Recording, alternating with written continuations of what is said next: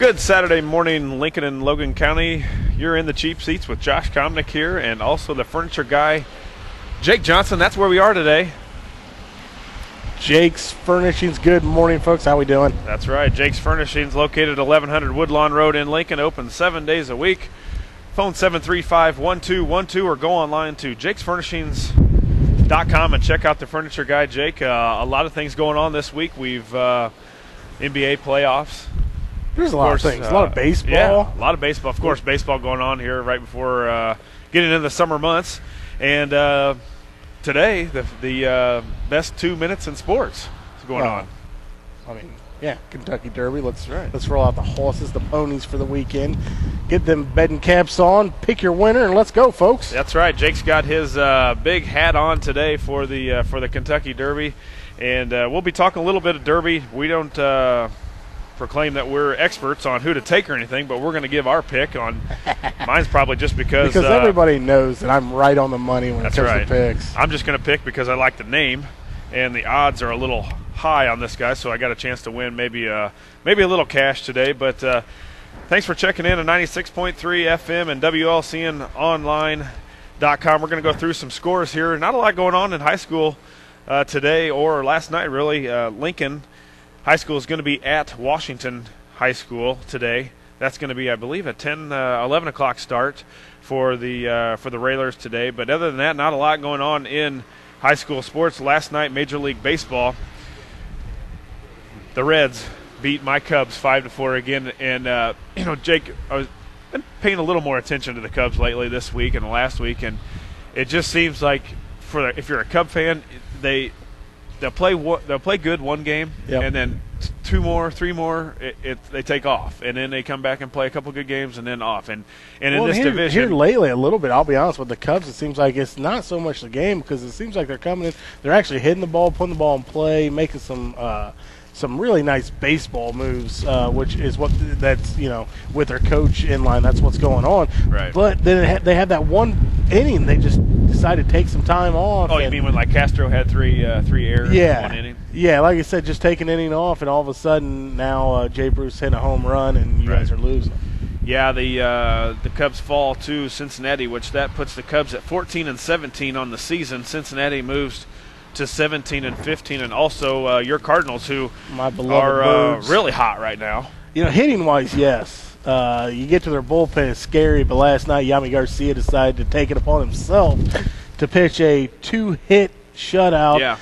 Going all 9, going 7 innings with no hit perfecto going on. Yeah, left-hander retired first 22 batters, and then records a 2-hitter in that St. Louis win 6-0. And I don't know if you're a Cardinal fan, you can't be any more happy than what Lance Berkman's been doing for you. My goodness, MVP caliber right now. Who would have thought you could say that about Lance Berkman? But man, he's putting up the numbers, which is exactly what the Cardinals were hoping.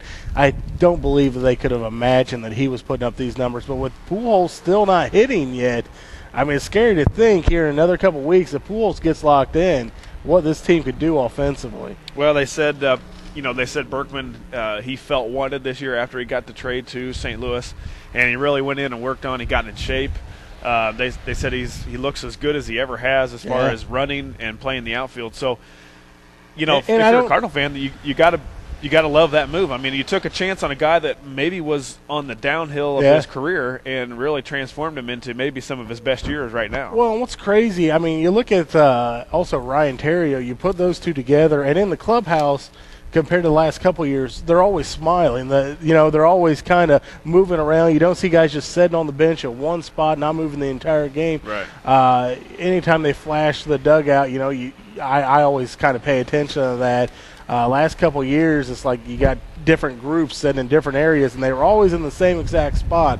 This year, it's not that way. They're walking around, giving each other high fives, enjoying the game of baseball like it's supposed to be, and that's usually a sign of a good team when you got some camaraderie like that. Oh, the Cubs do that all the time. You're saying that shouldn't happen. Well, Atlanta was a winner over Philadelphia last night, 5-0. Houston was a winner, 3. Pittsburgh 2. The Mets beat the Dodgers 6-3. Washington 3. Florida 2 in 10 innings. Arizona and San Diego, they were too late for me to stay up to get the scores. But, I think San Diego actually pulled that out bottom of the game. Let's see what happened. Ludwig got hit the catcher's glove, got a free pass to first base, and a single to win the game right after that. St. Louis winning that Central Division so far. They got a record of 19-14. Cincinnati second, 17-15. Pittsburgh, surprise, I guess, maybe in third, 15-17. My lonely Cubs, 14 wins on 17 losses. Houston, 13 wins, 19 losses. And Milwaukee, who some picked to win the Central, have not been playing well, 13-19. Philadelphia is leading the East Division. They're 21-10. And the West Division, so far the Rockies are ahead in that, 18 wins to 11. Boy, not to down the Rockies. I mean, Phillies are unbelievable. But last night, Cliff Lee comes out with a 16 strikeout game. Yeah, and they still lost the game, which 5-0. Unbelievable. He either, like you said earlier, when they did hit it, they hit it far. They hit it hard. Or he walked a lot. Yeah. AL standings, New York, the Yankees are leading the East Division. They're 18-12. Cleveland, 21-9. Still the Indians surprise maybe of Major League Baseball so far. Kansas City, a team that you most of the time think that it's not going to be well for a Royal fan, but they're second in the division, 17-15. And the Los Angeles Angels of Anaheim, I think that's what they're called now, 18-14. So a lot of things going on. We saw a no-hitter this week in baseball. The left-hander from Minnesota. Yeah, Lariano. Lariano, yes. Lariano throws this year's first no-hitter. So, it's nice to see things like that. It seemed like last year we were seeing them all the time. Yeah, last year definitely felt like the year of the pitcher. It's it's a good time, good fun to watch this year so far. We've got great pitching so far. Just like we were talking about the other day, though, it seems like so many teams, it's bad defense. Yeah. And I'll be honest, the Cardinals aren't outside of that club, unfortunately. Fortunately for them, though, they are just killing the ball offensively, which can really, help some woes there and cover up some blemishes. Yeah, and that's the problem with the Cubs right now is they can't score any runs. Even when we do win, it's a 3-1 game or it's a 4-3 game. We're not putting up that 6-7 that many runs. Well, they're not hitting home runs. Ramos Ramirez is not hitting home runs. I think besides Soriano, we don't have a guy over maybe 3 home runs. Yeah, and Soriano was leading the league in home runs. Actually, baseball. Home runs throughout, I think it was Wednesday when I last saw them, but he had 11. But other than that, they're not hitting the big, like the 3-run or the 2-run home runs. They're just not scoring enough and giving their pitchers a chance to, to breathe a little bit. Yeah, I mean, those solo shots are only worth 1. Right. You can't add any extras to them, and if you don't put up crooked numbers in baseball, it makes it tough. Right. We're going to take a quick commercial break here. We're out at Jake's Furnishings here on Woodlawn Road. We're outside today, the first outside cheap seats show since the weather is now permitting. Pretty nice out right now. A little breezy, but better than what we've had, Jake. And we'll be back here on 96.3 FM and WLCNonline.com. Back here on Woodlawn Road at Jake's Furnishings, 1100 Woodlawn Road. You're in the cheap seats, Josh Komnick and the furniture guy, Jake Johnston. Jake, what do you got going on today out here at your own place? Well, we actually do have a pretty big mattress sale going on right now. We've got a pretty kicking deal right now, if you would. We've got bed frames. We're giving away free bed frames with a purchase of premium mattresses, or we'll pay the sales tax. So there you go. It's a double dip. Actually, we're getting a kickback from BIMCO on that. So we've got our sale price on there, and then BIMCO's giving us a little extra to help out our customers as well. It's actually the biggest sale in our 10-year history. 10-year history, the biggest sale out here at Jake's Furnishings. Come out and see us. How late you open today, Jake? We're open 9 to 5 and tomorrow noon to 4. Noon to 4 tomorrow, 9 to 5 today. We'll be here until 10 o'clock. And, Jake, we've got Marty on the line. He's going to give us an update on what happened out last night at the Raceway. We heard it was a huge crowd from numerous people that stopped by already this morning saying a good night. Of course, a great night for racing. And, Marty, are you there? Yes, sir. Can you hear me okay? Yeah, Marty. Thanks for calling in this morning. And we heard you had a real big race last night, success, a lot of people out. And how'd the racing go? I tell you what, we had some great racing last night. The fans came out in droves. We had a good time. We had a good car count last night. Great night for racing. The weather held up. Just to go over a little bit of recap here. On the Hornet division, we put a $100 bounty on Damon Jones. Damon's been kind of dominating that part of the racing. We put a $100 bounty on top of that, so nobody beat him last night. So next week we'll put another $100 on him, so it'll be $200 on top of what the winnings are. We brought some more cars out in the street stock division. Right. Chuck Barnes from East Peoria got that win. E-Mod Scott May from Creed Corey got the win in the E-Mod. The Modified was pretty excited again last night. Brian Lynn from Mason City got upset last night. Kelly Koski from Springfield come in there about 2 laps ago, got around him, so Kelly Koski got the win last night in the Modified division. Evan Steep from Gloucester, Illinois, got the win in the race. So we had some great racing last night. Great crowd. Hey, Marty, you talk about upset, and maybe for some people or for people maybe like myself also, do you have these guys that come back every week, and you're talking about these upsets, and are they the favorite that's coming in, or are they known for this type of race? Are they doing well every weekend, or how do you say that they're getting upset? Well, I guess I shouldn't. That's probably not the term to use, but I would say one of the favorites. Sure. Yeah. We know what you're. We know what you're. Brian Lynn, he's there every week. You know, he's got the track figured out. The local guys, they race with us every week. They've been racing with us for years. And you know, same way as Damon Jones, him and his dad doing real well. They got the cars figured out. You know, the guys that are there all the time, they got it figured out. And new guys are coming in. It's kind of, you know, I'm not saying I like to see them get beat, but it's good for competition. It's good for the crowd to see somebody get around. So they. It was just some great racing last night. Sure, that gives the other guys a little hope that yes, we can do it. We're going to come back for more. But you're putting what you said, $100 on this certain race to beat this guy. Talk a little bit about that. What we were doing, reason being, of course, just like anybody else, you know. Of course, I'm a Cubs fan, so I'm used to losing. But I'm there with you. The other teams that win dominate, like kind of like a basketball in NCAA. You see dudes, they win all the time. It's nice to see them get knocked off the pedestal. Right. That's kind of what we're doing here with the Hornet division. Damon comes out there every week and he wins, by half a track or half a straightaway. And people get tired of seeing the same guy win. So what we did, we put a $100 bounty, stop him. Anybody can legitimately beat him, fair and square. We'll put $100 on it. We'll just get some different cars out there, getting a little bit more competition. Not saying that the cars there don't get any competition, but just a little bit more fun for the fans. Yeah. Add a little fuel to the fire. Marty, what's coming up in the next couple of weeks out at the racetrack? I'm glad you said that. Next week we've got the United States Midwest Touring Series. It's a modified series. It's $2,000 to win. On our local Versus channel there on the cable, you can see it. It's off now for the season, but there's a show on there. It's called Dirt Nights. It follows several modified drivers all over the United States of touring series. They're actually going to be at Lincoln Speedway next Friday night. $2,000 to win. Good. So expecting a big crowd. Hope for the weather stays nice for you, Marty. And thanks for calling in every Saturday. And we'll look forward to your call next week. Hey guys, I appreciate it. Keep up the good work. All right. Thanks for supporting Lincoln Speedway. No problem. Thank you, Marty. And Marty from out at the racetrack calling in every Saturday, give us the updates on what went on last night just across the street here from Jake's Furnishings. And Jake, a lot of going on in basketball last night. Bulls, Bulls, the Bulls.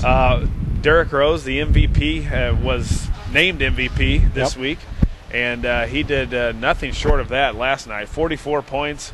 The Bulls win on the road, 99-82 to take that 2-1 advantage.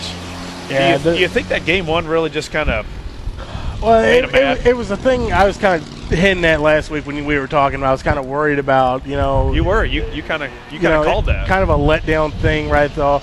But after that game, I was thinking to myself, that is as good as a team can shoot against the Bulls. Right. It can't be any better than that. And sure enough, boy, that defense really took hold in game two, and it wasn't, from the beginning, it wasn't much of a game. And the same way with this last game. Their defense clamped down. Their bigs played big. And Derrick Rose, obviously, was Mr. MVP, 44 points. I mean, the thing is, he wasn't hitting just threes. It was just wherever he wanted to score, he scored. Yeah, he pretty much took over and said, this was a huge win on the road. Of course, if you can get one on the road, as any team likes to get at least one win on the road. That was a big one because now they have a little breathing room where they can, I want to say try to lose, but they can afford a loss. If they lose last night, they can't afford another loss, especially at Atlanta. So a big win for the Bulls. They're going for that title, and they're going to have to go through, which may be the best team, I think. I've watched little to none NBA this year, but I've started to watch the playoffs now, and the Mavs are is good. I mean, they're big. Yeah. They've got good guards. They're well coached. Dirk Nowitzki is a beast, basically. I mean, nobody can stop him. They win 98-92. They take a 3-0 lead over the Lakers, which that was my pick to win it all, was the Lakers. That shows you how much I know about the NBA. But the Mavs, I think they're the hottest team in the NBA right now. Well, right now they're clicking on all cylinders. It was kind of fun. I was watching a little bit of the game last night after I got back from the movie theater there here in Lincoln, watching a movie there, and I kicked on and saw Jason Kidd guarding Kobe Bryant, 2 future Hall of Famers going mano a mano. And you know what? Jason Kidd was locking him down, and it was kind of fun to see. I think he ended up with 17 points that game, which, you take that from pretty much anybody at any time. But at the same time, Kobe Bryant, you're expecting him to be in the 30s in the playoffs. Yeah. Well, game in, game out. To me, Kobe Bryant's lost a step. And I don't know if it's injury. He's getting old. He's playing. He's been in the league for a long time now. But he has been in the league for a while. The difference between him and Michael Jordan, that game would not have lost if Michael Jordan was in that game. No, he would not. He would not have let his team lose that game to go down 3-0. And you watch guys. Pau Gasol seems like he's just taking his time, just kind of leisurely. It's like, man, this is supposed to be playoff basketball here, Well, a lot of people have said that's what the Lakers have been doing the whole time in the playoffs. Is kind of just scooting by, and they had a little bit of that during the season too. And maybe now it wasn't just that season. Oh, we're waiting for the season to get over to get in the playoffs. Maybe it was just this is how the Lakers are now. Right, and they've kind of lost that edge. You're getting back-to-back champions, and But my thing is, if you're supposed to be one of the best ever, and Kobe Bryant, I can say pretty for sure that Michael Jordan would not have lost that game last night. He would have done anything he could to get that game, and I don't get that feel out of Kobe this year, or maybe he's just lost a step. Maybe he's hurt. There's a lot of things that factor into that. I think in a couple past years, he's had that second guy, kind of like Jordan had Pippen. Right. And in that second guy, last year, Gasol. A couple years ago, it was Derek Fisher. This year, it doesn't seem like that second guy is there. Somebody for him not only to feed off of, but also feed to. And it doesn't seem like that cohesiveness is there between him and Powell this year. That pass to the back of the head. Lamar Odom. He's doing the reality show, so he can't. Well, he's under 35 minutes a game, and I don't understand how a guy that's the guy's a monster. Yeah. He's 7 foot tall. He can shoot a three. He can drive to the hoop. He can dribble like a guard. Yeah. And he's not playing more than 30 minutes a game. I mean, what's up with that? Well, their bench is not very good, and the Lakers got a lot of work to do, down 3-0. Miami up 2-0 over the Celtics, who a lot of people picked the Celtics to win that matchup, that series. And Miami is traveling to Boston. I believe they play today. And cut down the wind out here in Jake's. Well, I've got a building. That's about all I got. Memphis and Oklahoma City 1-1 in that series. Both of them will play today, Miami and Boston. Now, Boston does have the big Shamrock coming back. There you go. Shaquille O'Neal is coming back. Sounds like today's game. So maybe that'll be getting a big man in the middle. Maybe that'll be a big difference in the. Yeah. Don't count out the Celtics yet. They're a veteran ball club. They've been there before. They're going home. They pull off 3 in a row here, which is not not on call. You see it. You can't see it, and the Boston Celtics will be right back into now, in the NBA, they've never had a team come back from 3-0. Is that correct? I believe that's true. Could be. Pretty tough to do. Pretty tough to do for the. I don't think the Lakers have a chance. Mavericks got two at home yet until and they could clinch, so they're going to win. I would think one of those, and they're going to wrap up that series. So the Mavs looking good out in the NBA. The Bulls looking good in the East.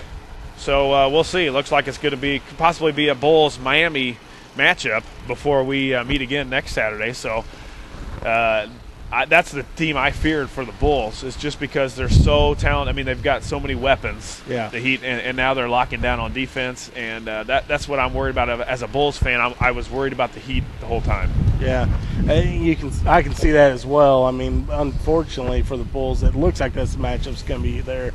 But at the same time, the Bulls, they have tough matchups for everybody. They're definitely bigger than Miami. The Bulls are very athletic, and the Bulls do have some youth on their side too.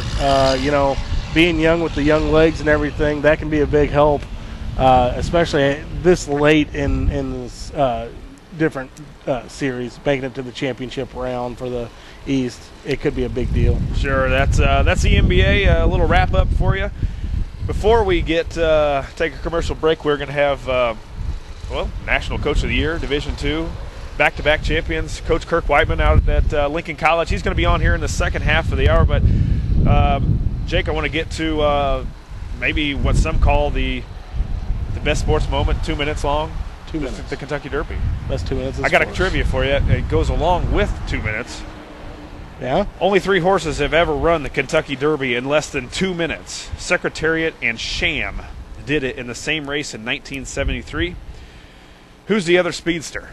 I need the third horse, the only ever horse to run on record under 3 minutes. I need that horse. Under 2 minutes.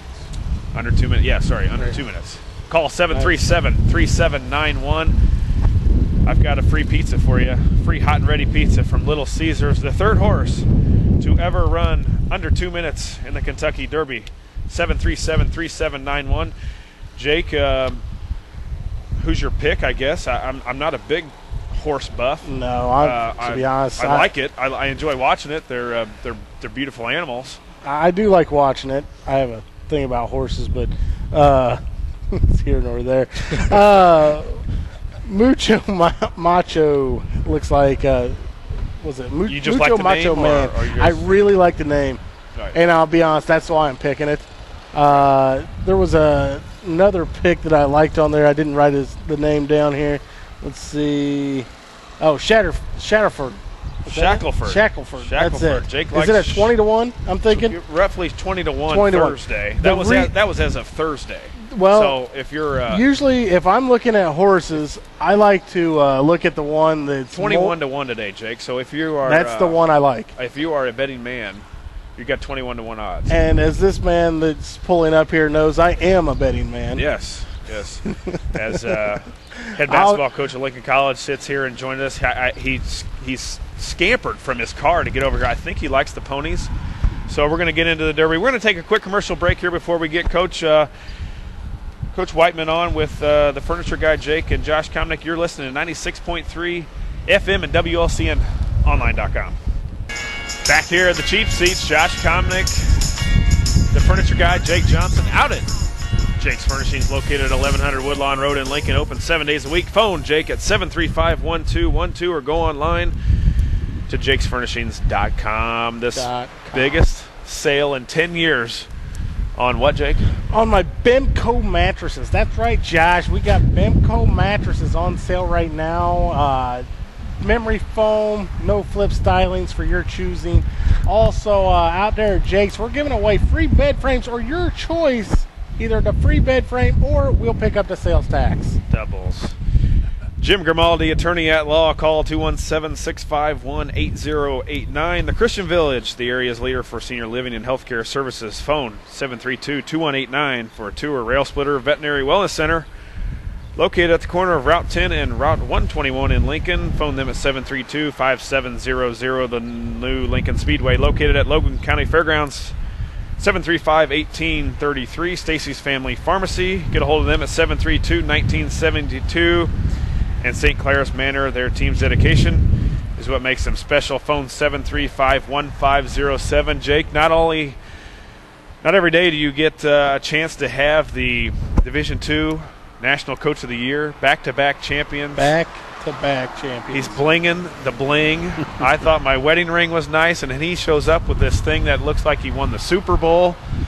Coach Kirk Whiteman, Thanks for joining us today, Coach. Hey, good to be here. You know, it's recruiting season. You never know when you're going to run into a recruit. So that's right. You never know when they're on the highway out here on 55, tuned in to 96.3 FM. Listen to the Coach of the Year. How does that sound? Well, Division II National Coach of the Year. It helps to have really good players, and as I've been telling everybody, it's a little bit back to reality next year because our 7-footer's going off to Florida State. So I've been telling all the coaches to take it easy on us the next couple of years. Well, you haven't taken it easy on the opponents in the last couple of years, Coach. 3 years at LC as a head coach. How many as an assistant? 7 years underneath B.J. McCollum. So we got here in '98, and actually it's fitting. I mean, Marcus Griffin played here our first year, and he was the National Player of the Year, and Kyle earned those honors this year. So 2 players produced at Lincoln College, National Player of the Year is pretty impressive. 3rd place your first year, of course, your 2nd year a national championship, and 3rd year a national championship. Coach, when you started the season, you got the guys together, they enrolled in school, you knew what you were going to have. Did you have any idea that you'd be as good as you were last year?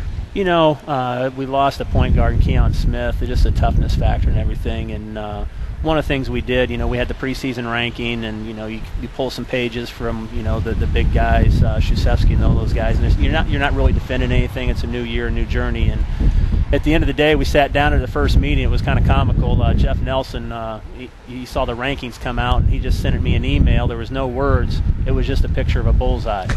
I thought that was pretty funny, so I copied that. And actually, you know, I mean, there's a lot of truth to that. Sure. And so we printed off and gave it to the teams and talked about, hey, it's a new team, and, you know, we got freshmen that weren't here last year, and this is your opportunity to do something special. And, you know, as we went through the year, you're always going to get everybody's best game, and I thought our sophomore leadership was really what made the difference for us. Demarius Summerall, the kid from Peoria, just at the national tournament, just almost to where it was comical, where he was out on the floor trying to get everybody in the right out-of-bounds play, and he was so frustrated with some of the guys not doing the right things, just like I was on him for the last 2 years. So, you know, the kids bought in. They played their best basketball at the end of the year, which is what you want to have happen.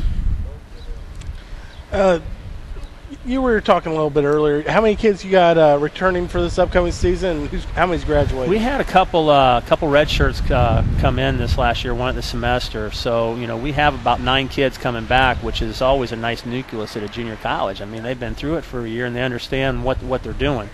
And, you know, our first recruiting class, we got graduation at the college today, and we're going to be graduating our 8 sophomores, my first recruiting class. I just sent a note to one of the kids last night. I wanted to make sure to get a picture with all 8 of them. So, nice. You know, I mean, it's pretty special. I mean, a lot of times you define, you know, at the big college, you know, what the coach does in his 4th year and 5th year, because those are all his kids, and it's a lot shorter time span in junior college because they're only here for 2. So This was our first full recruiting class, and you know, they're going to be walking on the stage today, which is pretty special for them. Coach, real quick, we got a caller here for the trivia question. For somebody's ready for a pizza, for the free hot and ready pizza from Little Caesars. Caller, go ahead. You're in the cheap seats. Yeah, hello, Josh. Hello. Good morning. Good morning. How are you? I'm good. This is Grandma V. Hi, Grandma V. I'm 220 miles from Louisville. Really? Yeah. So you're not at Rebel Memorial today? No, I'm heading for Carmi and Centralia, and the sign says 220 miles to Louisville. There you go. Grandma V, what do you have for the trivia? Well, let's see. I really don't have your answer. Your fellow on the radio gave me the question. Really? I'll give you the question right here, since you are on your way to Louisville. Only 3 horses has ever run the Kentucky Derby in less than 2 minutes. Secretariat and Sham did it in 1973 in the same race. Who's the 3rd? Well, I don't think I have that answer. I wish I did. It's not a horse that did it back in 1919, is it, Sir Bart? No, not 1919. Okay, well, but you're... it's good talking to you. Yeah, thanks for calling in, Grandma V, on her way. I had the honor of patting Secretariat when he was retired. Really? Yeah. Where was that at? Oh, down at Keeneland Farms in Lexington, Kentucky. He was retired to stud. Really? Okay. Cool. Yeah. Well, Okay. safe travels, Grandma V, and we'll get back to you when you next Saturday when you get back in Logan County. Okay, well, have a good day. All right, thanks, Grandma V. Thank you. Bye-bye. Grandma V checking in. Grandma Verderber checking in here on the Cheap Seats, coach, and a name to a lot of people around here, the basketball Verderber name, and we've got basketball coach from Lincoln College, Coach Kirk Whiteman. Coach, 2 national championships. Anything in your wildest dreams that you ever would have thought, you take over at the school that you were an assistant at and you taught at or do teach at? Any idea that it would ever have started so quickly? Not at all. And it's a testament to what has been created here before me, with all the success. I mean, the college itself is top 5 in the nation, number of wins. So I don't know. Obviously, longevity has something to do with that, but there's been a lot of great players and great coaches before us. So it's carrying the torch, carrying the tradition. But at the end of the day, I mean, that's what you strive for, and that's what you work for. And it's been a pretty amazing ride. And I like to tell the story. I mean, my first year, a new coach. We're 8-6 at Christmas, and our best players, not playing very well, not playing the way I like, and we have a little discussion right at one of our last games going into the new year. We're 8-6, and he doesn't want to do things our way, so we actually set him down and decided not to play him the second half to teach him a lesson. Get down by almost 20. Guys are telling me put him in the game, and we didn't. And local kid Brandon Farmer was on that team and came alive in the second half, and we ended up winning by 2, coming from a huge deficit. And that kid came back and ended up listening and working hard in the film room and taking some coaching and really put us on his back and averaged 18 points a game, helped us finish 3rd in the nation, and he's gone on to, the kid's name's Darius Adams, over to from Decatur. Mm-hmm. Played at Indianapolis the last 2 years, was an All-American, and actually is on the invite list for Portsmouth, the alternate list for the NBA Scouts. So cool. I can't help but look at that, and you look at the defining moments in your life, and we lose that game, that kid gets a hold of me. I mean, we could have very well been 10-20 that year. So it's just funny, and I think there's a lot of life lessons to be learned through athletics, and that's what we try to teach to our kids, and hopefully they gather a lot of stuff here when they're here for 2 years and can use that in their life. Yeah, Coach. Well, good coaches make good moves, and that sounds like one of the many that you've made here. Well, just in the last 3 years, Howard at LC. You're talking about the recruiting when we first came on, and got to be a nice recruiting tool. Not only back-to-back national championships, the bling on your finger, the new gym.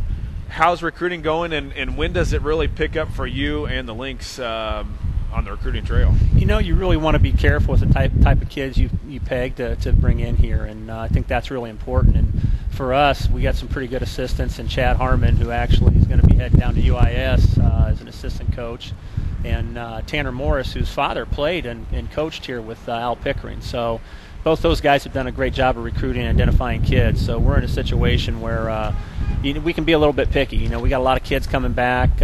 We've signed a kid from Rockford Boylan that I thought is just his hardness and toughness is going to be a great factor for us. So we're in on some other kids right now. And from our standpoint, too, being a junior college, the type of talent you want, we always say you don't grow up wanting to play for your local junior college. So these kids have bigger aspirations. So sometimes it's the second opportunity kids. So we usually wait to the end of May and June and even to July to get some of your better players. So it's just kind of a waiting game and developing contacts and staying on the phone with these kids. Quick question for you. Gary Williams in Maryland stepped down earlier this week, and there's a rumor out that you're thinking of taking that position. Are you interviewing for that job anytime soon? Hey, I got 4 kids and a lot of gray hair already. You start moving into those situations, buddy, you're going to have no hair before long. Those are precarious situations, and I just read an article on Gary with how he handled recruiting in today's society with the kids and the AAU stuff, and you got to go out there, stroke them a little bit, grease them a little bit, and Gary just doesn't do that. And right. I think it's just a situation where he thought it was time, and but he carried himself with the utmost character, of a lot of coaches. And it's kind of crazy what's happening in the ACC with all the coaches leaving and new coaches coming in. And actually, the guy that just got the Miami job, Jim Larinaga, was my college coach. So nice, heck of a deal for him. We got some connections there then. Yeah, 61 years old, and going to be coaching in Miami. So great opportunity there. Out here at Jake's Furnishings, located at 1100 Woodlawn Road. We're going to take a quick commercial break here. We'll be back with the Division II National Coach of the Year, back-to-back championships. Coach Kirk Whiteman, and I got the furniture guy here next to me too. Josh Komnick here. You're listening to 96.3 FM and WLCNonline.com. Josh Komnick back out at Jake's Furnishings, located at 1100 Woodlawn Road. We want to thank also Goodwill of Lincoln. Find everything for everyone at the Lincoln Goodwill store next to Kroger, accepting donations and open 7 days a week. Eaton Corporation, America's choice for top quality, high performance electrical equipment for over 52 years. Lincoln College, providing the students the best educational experience since 1865. Go online to lincolncollege.edu for more details. Freaky Calvert Schrader, funeral homes in Lincoln and Mount Pulaski, providing professional care and compassion since 1890. Edward Jones, financial advisor. Bob Neal, call 735-2585 or stop by the office located at 218 South Kickapoo in downtown Lincoln. Next week we'll be out at the Christian Village, hopefully outside, for May 14th. Got the furniture guy here at his store here. Jake, the big mattress sale still going on. Still going on. We're going to continue it throughout the weekend. Basically what it is, BIMCO gave us an extra kickback. All of our mattresses are current on the current promotion we were running, but BIMCO's giving us a kickback, so we're giving a little extra to our customers. Either we're giving you a free bed frame on any premium bedding, or we're picking up the sales tax, your choice. That's what Jake does out here at Jake's Furnishings, and we've got back-to-back champion Coach Kirk Whiteman here. Coach, expectations for next year, of course, coming off the 2 championships. When guys come in as a freshman, do you think they realize? Obviously, they know that you won back-to-back champions. You got third the year before. They got a new gym. You got all these things that have come with it. But do you have to mold them in real quickly to what you're trying to do? You do. You have kind of a short time because you only get the kids for 2 years, and a lot of kids you're recruiting from Chicago, St. Louis. I'm talking to a kid from Georgia. We got kids on the team from Florida. They're coming in here and they're like, "Who's Danville? Who's Parkland? Who's ICC?" So they don't understand the landscape at all. So there's kind of a learning curve there, and but it helps to have sophomores, and we got 9-10 sophomores coming back next year, which is why I feel really confident. And we got 2. We're losing the 7-footer and Kyle Turpin, National Player of the Year on 2 different polls, and so we're going to try to replace them with 2 6'9" kids. No, few and far between. But we'll take 2 6'9" instead of one 7-foot. We got a kid from Miami that if he gets in shape, and we had a lot of conversations with him, is going to be a nice little player. And then we got another 6'9" kid that redshirted and competed every day in practice, and that's really what it's about. Right. Those days in practice. And we had really 3 point guards that played for us this year, and then we have another kid that sat out, a 6'6" kid from Rock Island High School that played with Chason Randall, who's signed with Stanford, one of the top 15 point guards in the nation. So we have the pieces. You just got to plug a few more in there, and we're really excited about it. And having sophomores really helps because they've been through the gamut, they've run the gamut, and so that's what happened this year for us. Our sophomores stepped up for us. The Schonauer kid from Lincoln hitting a big shot. Our closest game was in the semifinal game. The championship game just to go to nationals. Right. We're over at Danville, and we're up by 14-15 in the second half, and kind of the wheels fall off and found ourselves down by 1 with 30 seconds left and the ball out of bounds, and called timeout to get a play set up, and basically the play went like this. Okay, Picket fence. Tylen, you pass the ball to Kyle, our 7-footer in the middle. Yes. If you can't pass it to him, you pass it to Louie. Louie, you pass the ball to the 7-footer in the middle. If you can't get it to him, throw it on the other side of the floor, and they'll pass the ball to the 7-footer. Right. Somehow get it to the 7-footer. Somehow get it to the 7-footer. We're 30 seconds left. We're down by 1. To go to nationals, repeat, do all that stuff, and lo and behold, if Louie didn't throw it into Tylen, Tylen threw it right back to Louie, and Louie didn't even hesitate. Just launched a 3, and it went in. So those are the things we're going to miss. You drew it out. Exactly. and these guys made me look a heck of a lot smarter than I really am. But those are the things that sophomores do, is they're able to make good decisions. The kid's a shooter. He had an open look at it, and, that's what you want from your best players. So when's the replica ring night this year? Replica ring? First 5,000 fans out to the new stadium. We need to work on that, We got the new Lincoln Center. We got, run it with our season ticket package or something like that, we need to talk to some sponsors to see if they can support that. Like Jake's. I like that. I like the way you think. Caller, go ahead. You're in the cheap seats here on out at Jake's Furnishings. Hello. Hello. Hi, this is Grandma V back. Yes, Grandma V, you're back. Hey, that Sir Barton, he was the first winner in 1919. Do I get a second chance, or is anybody else called in? Nobody's called in. I'll give you a second chance. How about Lenarchus? Lenarchus? Yes, yeah. You are correct. You have somebody telling you in your ear. I can hear the voice. That's my chauffeur. Oh, good. Chauffeur can drive you to Louisville, or where you're heading, and also give you the trivia question. And that's a correct answer. Monarchus was the third horse to ever run under 2 minutes in the Kentucky Derby. That was in the 127th running in 2001. 2/10 off the record set by Secretariat. Who was your chauffeur, Grandma V? Pardon me? Who's your chauffeur? Robert Paul Verderber. Robert Paul Verderber is a man of many sports knowledge, not only sports but everything. So you guys are going to get a free hot and ready pizza when you guys get back to Logan County and Lincoln. You can pick that up out here at Jake's Furnishings. Grandma V, thanks for the call in today, and enjoy the pizza. Okay, and hello to Jake, and I'm enjoying the couch that my children purchased for me 2 years ago. Nice. Thank you, Grandma V. Grandma V, we love the publicity for Jake's Furnishings, and we love to hear from you all the time. You got the correct answer, and you got a pizza coming. Have safe travel and get back safe. Okay. All right. I'll see you. Thank you very much. Okay. Thank you. See you, Grandma V. Bye-bye. Grandma V was the winner of the trivia question for the third horse to ever run under 2 minutes. Coach, back to Lincoln. It seemed like this year I came out to a few games early on, as many as I could, and as long as I could for my kids. Kind of got scared of Louis the Lynx, or was just ready to leave. Understandable. But it seemed like the conference was, and maybe you got better at the point to the national tournament. The conference was harder games than you had in the national tournament. Yeah, I really thought so. I mean, we got some really good coaches, and last year when we won it, Lewis and Clark in our conference, they finished fourth in the nation, and they lost in the semifinal game in a double overtime, and they lost in a third and fourth place game in a double overtime. So really, we had two of the teams just from our conference in the Final Four.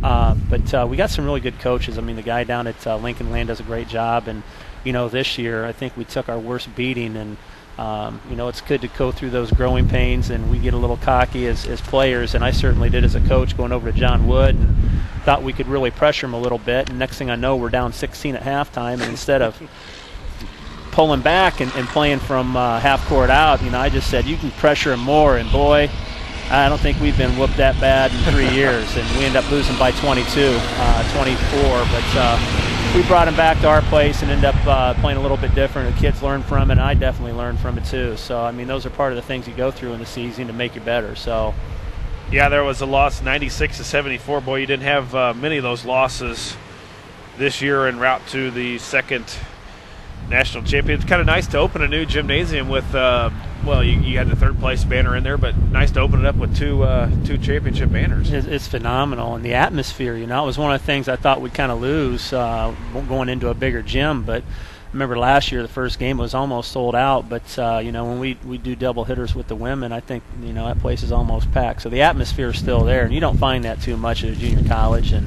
we're starting to work on some season ticket packages, things of that nature. We got Gazzardo's that comes in at halftime and does a little thing for our booster club. So it's pretty nice.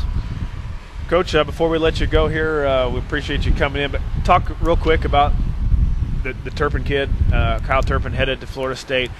The development that you saw, I saw from when he was in Normal West High School. We played him at Lincoln. We were doing the radio at Lincoln game at Normal West, and did not step on the floor.